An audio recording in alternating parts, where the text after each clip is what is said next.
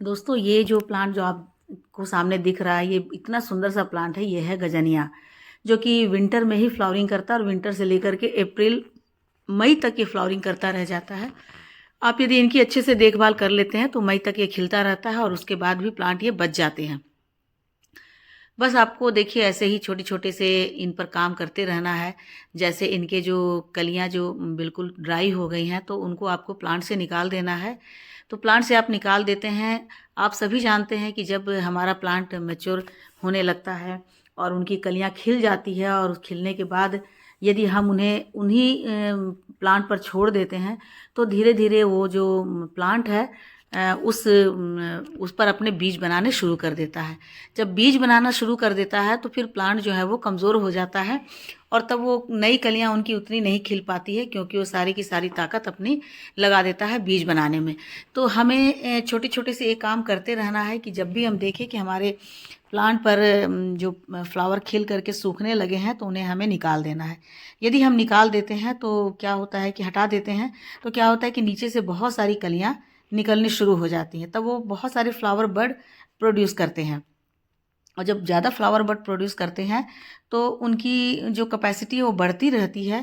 तो ऐसे ही छोटे छोटे से काम हमें कर देने। देखिए यहाँ भी है ना, ये इसमें अब देखिए इसमें बीज बनने शुरू हो गए हैं, तो हमें इन्हें हटा देना। देखिए ये जो है बीज हैं, आप हटा करके, अब ये पूरे सूखे नहीं हैं लेकिन छोड़ देने पर वो सूखने लगेंगे और उसके बाद बीज बनने लगेंगे। तो ये तो समय ही है, मतलब ये मार्च का जो महीना होता है इसमें प्लांट जो है, जो विंटर के प्लांट होते हैं, वो बीज बनाना शुरू कर देते हैं। तो ऐसे ही करके आपको इन सारी सूखी हुई कलियों को हटा देना है और उनके साथ साथ इनके जितने भी पीले पत्ते हैं या जो सूखी टहनियाँ हैं, उन सबको आपको ऐसे ही चुन चुन करके निकाल देने हैं। क्योंकि जो भी इनकी पत्तियां पीली पड़ गई है वो मरी तो नहीं है। इसीलिए यदि वो मरी नहीं है तो वो प्लांट से न्यूट्रिएंट लेते रहेंगे। तो प्लांट जो है, एक तो प्लांट बहुत हेवी फील करता है उससे, और न्यूट्रिएंट भी लेते रहते हैं ऐसे पीले पत्ते, सूखे पत्ते। तो इससे प्लांट को ही वो कमज़ोर करते हैं और फिर देखने में भी अच्छे नहीं लगते हैं। तो जितना हमें हो सके कोशिश करनी चाहिए कि प्लांट के जितने भी ऐसे पीले पत्ते हैं, सूखे पत्ते हैं, सड़े हुए हैं, टहनियाँ हैं टूटी हुई या सूखी हुई, उन सबको हमें निकाल देना है ताकि प्लांट थोड़ा सा हल्का फुल्का और फ्रेश दिखे। तो मैं पहले भी कई सारी वीडियो में बता चुकी हूँ कि जब भी हमारे जो भी प्लांट होते हैं उनमें जब भी सूखी हुई टहनियाँ दिखती है, चाहे वो कोई भी वेदर हो, तो जब भी उनके पत्ते पीले पड़ गए या फिर उनकी टहनियाँ सूख गई है तो उन्हें हमें प्लांट से रिमूव करते रहना चाहिए। इससे रिमूव करते रहने से हमारा प्लांट हमेशा फ्रेश बना रहता है और उनकी जो कैपेसिटी है वो बढ़ती रहती है।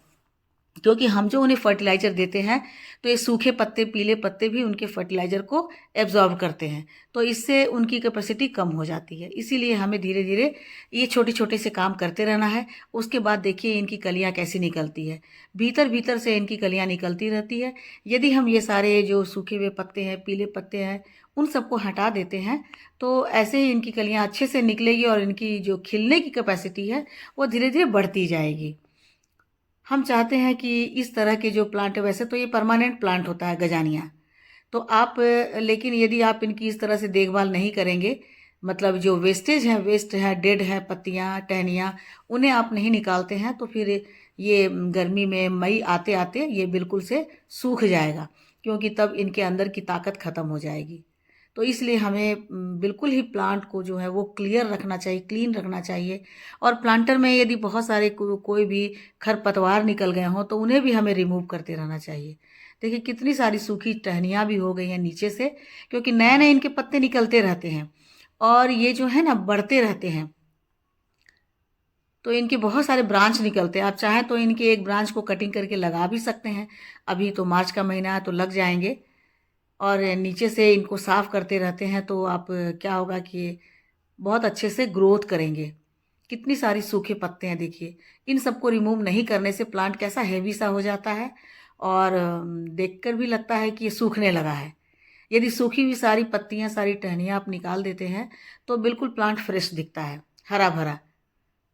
कितनी सारी, जैसे जैसे ऊपर ऊपर इनकी ग्रोथ होती रहती है तो नीचे में जो पुरानी इनकी पत्तियां हैं, पुरानी टहनियां हैं, वो येलो होने लगती है, सूखने लगती है। तो उन सबको रिमूव कर देने से प्लांट फिर से हरा भरा हो जाता है और फ्रेश हो जाता है।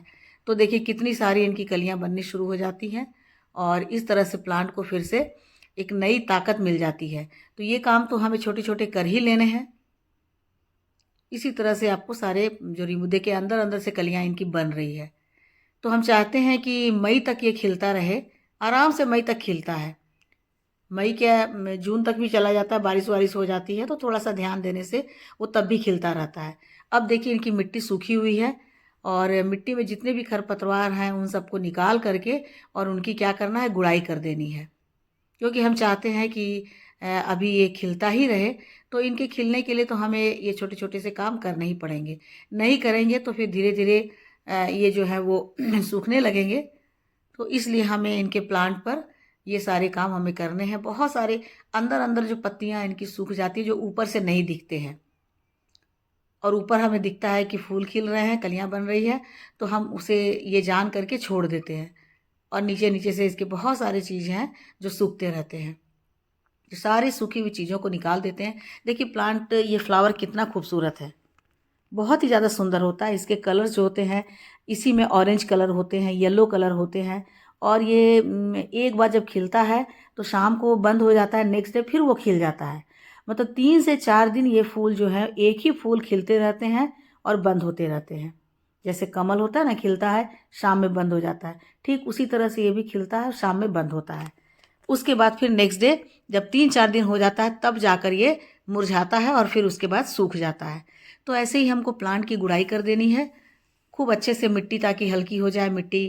क्योंकि प्लांट इतने घने हो जाते हैं कि बहुत अच्छे से मिट्टी में धूप नहीं मिलती है, एयरेशन नहीं होता है। तो अच्छे से गुड़ाई करके सारी डेड पत्तियों को निकाल देने पर ये थोड़े से हल्के हो जाते हैं, तो हवा इसके अंदर प्रवेश कर पाती है और साथ ही साथ सूरज की किरणें भी मिलती है। तो गुड़ाई करने के बाद इसमें NPK यानी कि वर्मी कंपोस्ट डाल दीजिए। 2 मुट्ठी काफ़ी होती है, 2 से 3 मुट्ठी भर करके इनमें डाल दीजिए और अच्छे से मिट्टी में मिला दीजिए ताकि वर्मी कंपोस्ट मिट्टी के साथ अच्छे से मिक्स हो जाए। और उसके बाद इनमें पानी डालिए ताकि ये जड़ों तक चला जाए। उसके बाद एक और फर्टिलाइज़र डालना है और वो है seaweed extract. Seaweed extract plant की जड़ों को बहुत ही अच्छे से डेवलप करता है, उन्हें ग्रोथ पर ले आता है और उन्हें मजबूती भी देता है। इनमें बहुत ज़्यादा माइक्रो न्यूट्रिएंट्स होते हैं, तो इसके कारण सीवीड एक्सट्रैक्ट जब पानी में मिलाकर हम देते हैं तो तुरंत पौधे को ये मिल जाता है और पौधे जो हैं तुरंत से इसे एब्जॉर्ब करके और परफॉर्म करना, मतलब ग्रोथ करना शुरू कर देते हैं अच्छे से। तो जितनी भी कलियाँ अभी आई है उससे दोगुनी मात्रा में इनमें कलियाँ आएगी।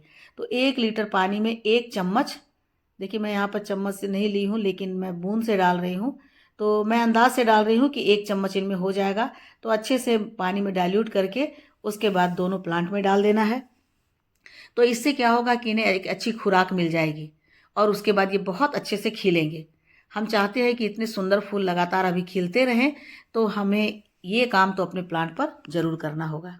ये काम आप कर लेते हैं दोस्तों, तो मई से जून तक ये फ्लावर इसी तरह से आपके गार्डन में खिलता रहेगा।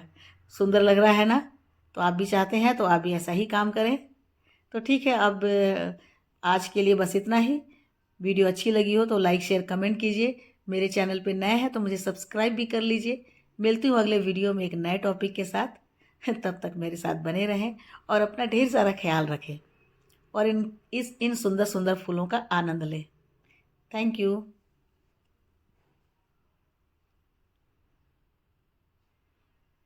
Happy gardening.